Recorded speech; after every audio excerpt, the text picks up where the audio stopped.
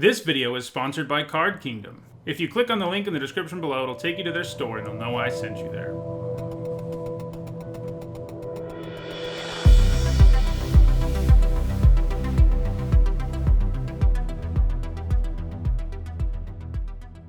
Hello everyone, I'm Nita Hone, and it is Friday, so that means it's time for another MTG Top 10. Even though I've done almost 200 of these at this point, there's one type of card I haven't looked at very much, and that's lands. I've only done 2 videos on lands, one on the worst ones ever printed, and another on the best legendary lands. Since there's so many different lands in this game, I thought it was about time to do a couple of MTG Top 10s on this topic. Both this video and the one for next Wednesday will look at a category of lands. In this one, we're going to look at lands that can produce mana of any color.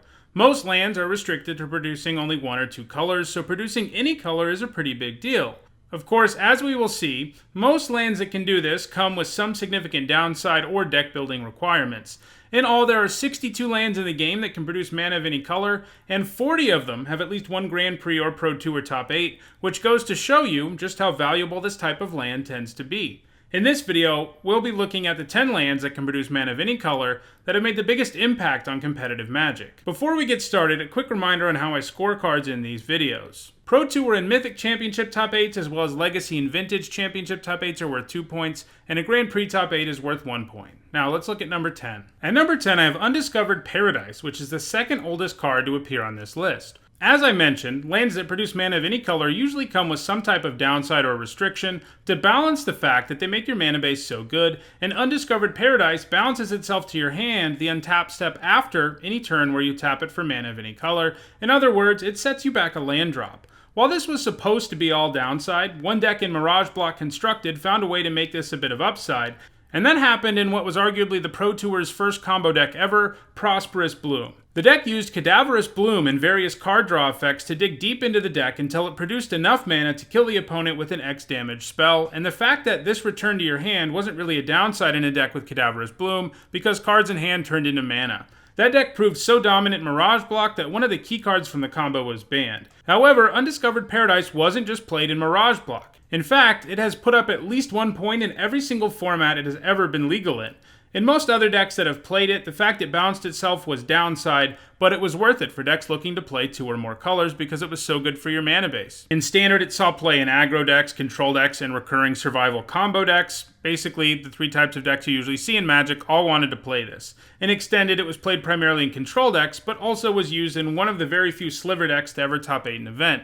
In Legacy, it has a single Grand Prix Top 8 in a Zombie Bombardment combo deck, and in Vintage, it sees play in Dredge. The Legacy and Vintage decks that it has points in both run Bloodghast, so the Paradise allows them to fix their mana and consistently trigger landfall, bringing the Vampire back from the graveyard every turn if it needs to.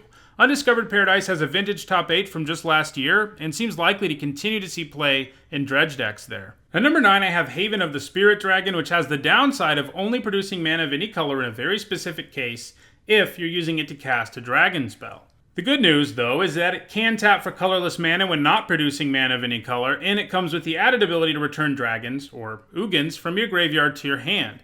Haven of the Spirit Dragon saw all of its play in Khans of Tarkir Standard, which was loaded up with a ton of really good dragons and dragon payoffs. Dragon control decks were one of the best decks around between 2015 and 2016, and Haven of the Spirit Dragon helped make the mana base of those decks way better than they would have otherwise been, and most of those decks were 3 or 4 colors. It hasn't seen play since rotating out of Standard, but I could see a scenario where a dragon deck becomes relevant in Modern at some point, in which case we might see it put up some more points. And number 8 is Tendo IceBridge, which can produce mana of any color with no restrictions, but is reliant on charge counters to do so. In Kamigawa Block Constructed, it played a large role in a format that was mostly made up of decks with 3 or 4 colors, and 7 of the top 8 decks at the Kamigawa Block Pro Tour ran it. It also saw some play in Standard and Extended, but Modern has been its most frequent home, where it has prominently been featured in combo decks that play multiple colors, but are really only interested in producing colored mana a single time, so for them, this doesn't have much of a downside. Bloom Titan used to be where it saw the most play, and then Krark's Clan Ironworks. Unfortunately for the Bridge, both decks have been nerfed by bans in the last couple of years, and it hasn't seen play since those decks were legal. At number 7, we have Gemstone Mine, which, like Tendo IceBridge, comes with the downside of being reliant on counters, in this case, mining counters. It comes with 3 counters instead of 1, which allows it to produce mana of any color 3 times all on its own, but once you run out of counters, the mine gets destroyed.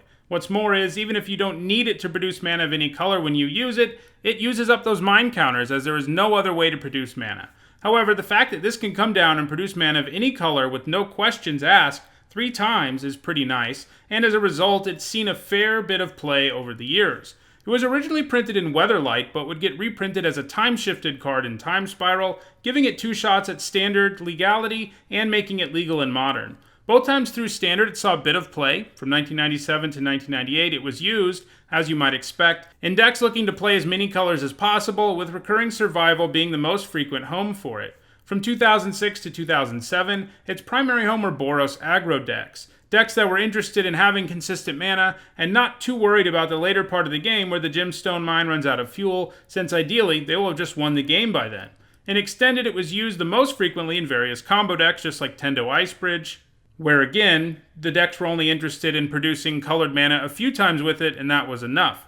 The most frequent home for it there was Storm. In Modern and Legacy, it is most frequently played in Dredge decks, but in the former, it used to be regularly featured as well in Bloom Titan decks, just like Tendo IceBridge, and is currently also being played in other combo decks like Ad Nauseam. And number 6 is Mana Confluence, which comes with the simplest of the downsides we've seen so far. You lose life when you use it to add mana. This is a pretty small downside for mana of any color though, and as a result, Mana Confluence has been a multi-format all-star. Because it made your mana base so much better for virtually no downside, every single deck to top 8 the Theros Block Pro Tour ran a full 4 copies of the Confluence. In Standard, if you were playing 2 or more colors, there was very little reason not to run it, and it just so happens that the block after Theros was Khans of Tarkir, which was very focused on 3-color wedges, and all the various 3-color decks of the time were running the Confluence. In Modern, it has also seen play in a diverse array of decks as well, including Bloom Titan, Dredge, and Humans. It also has points from Oath of Druids and Dredge decks in Vintage. And number 5 is Spire of Industry, which like Mana Confluence, asks you to pay 1 life for mana of any color, but unlike Mana Confluence, you have to control an artifact to get that mana. Also, unlike the Confluence, it can produce painless, colorless mana when you need it to. In both Standard and Modern, it has seen play in decks that run so many artifacts that it can pretty much always produce mana of any color. In Standard, this was mostly the various vehicle decks, and in Modern, this has included Lantern Control and Affinity. At number 4 is Glimmer Void, which, like Spire of Industry, asks you to play artifacts if you want to be able to get mana of any color. Unlike the Spire, it can come down and immediately give you mana of any color, but if you don't have an artifact in play by the end of your turn, you lose it. It comes from Mirrodin Block, a block loaded up with pushed artifacts, and it helped Affinity decks and blocks Standard, Modern, and Extended all have awesome mana, in addition to a collection of powerful colorless cards. Unfortunately for Glimmer Void, Spire of Industry seems to be taking its spot in more recent Modern Affinity decks and other artifact-based decks. One of the worst things about Glimmer Void is that if your opponent manages to blow up all your artifacts with some effect, a common sideboard effect in Modern, you also lose your land. And with the Spire, you at least get to keep that land. So basically, Spire of Industry is better in worst case scenarios than Glimmer Void, and this means that Spire of Industry, which is only 1 point behind Glimmer Void at this point, has started to be the land of choice for both Affinity and Lantern Control decks in Modern. At number 3, we have the original land that could tap for any color of mana, City of Brass. Almost functionally identical with Mana Confluence, the only difference is that City of Brass does damage to you instead of making you pay life. This does make some difference, since you can prevent or redirect the damage, something you can't do when you pay life. City of Brass is from Magic's very first expansion, Arabian Nights, and for a long time was the gold standard as far as lands that can produce all 5 colors of mana go. And there may even be some argument today that it is the best at doing that without any major restrictions, apart from, having life. It has been played in every format it has ever been legal in as a result, and is still regularly producing mana of any color at the highest level of competitive Magic on a regular basis. And number 2 is Aetherhub. Sort of like Gemstone Mine and Tendo IceBridge, Aetherhub is reliant on counters to produce mana of any color. However, the counters it relies on are much easier to continue to produce as the game goes on. Energy was a mechanic introduced in Kaladesh that ended up being pretty busted for Standard, and one of the problems was that the deck could easily run 4 or 5 colors as a result of both Aetherhub and Attune with Aether. These decks could then just cram all the best energy cards into the deck, and as uninteresting as that sounds, that was enough for the deck to be pretty dominant in Standard. Eventually, the deck was weakened by a slew of bans. Aetherhub survived those bans though and continued to produce mana of any color for other decks before it rotated out of Standard.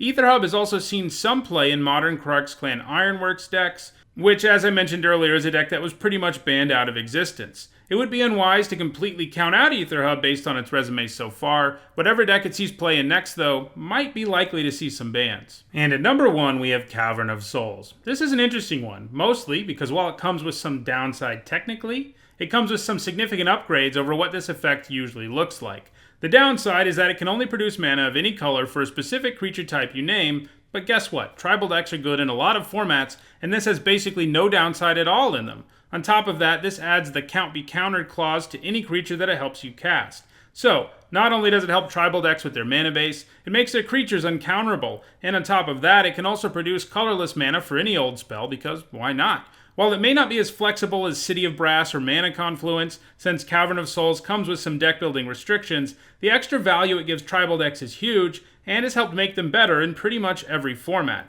Even more annoying is the fact that there isn't much downside to running this in less tribal decks, provided they have enough cards that just happen to have the same creature type, or in combo decks that look to pull off a combo involving a creature or creatures, because then it helps that combo deck resolve that creature.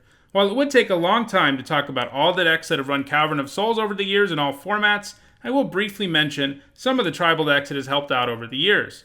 In Blocked, it was used in human decks, in Standard, it was used in human as well as in zombie decks. In Modern, it has helped Merfolk and humans, and in Legacy and Vintage, it has been used in Merfolk and Eldrazi decks. All of this has led to Cavern of Souls seeing a ton of play, and I don't really see it ever giving up its number 1 spot on this list.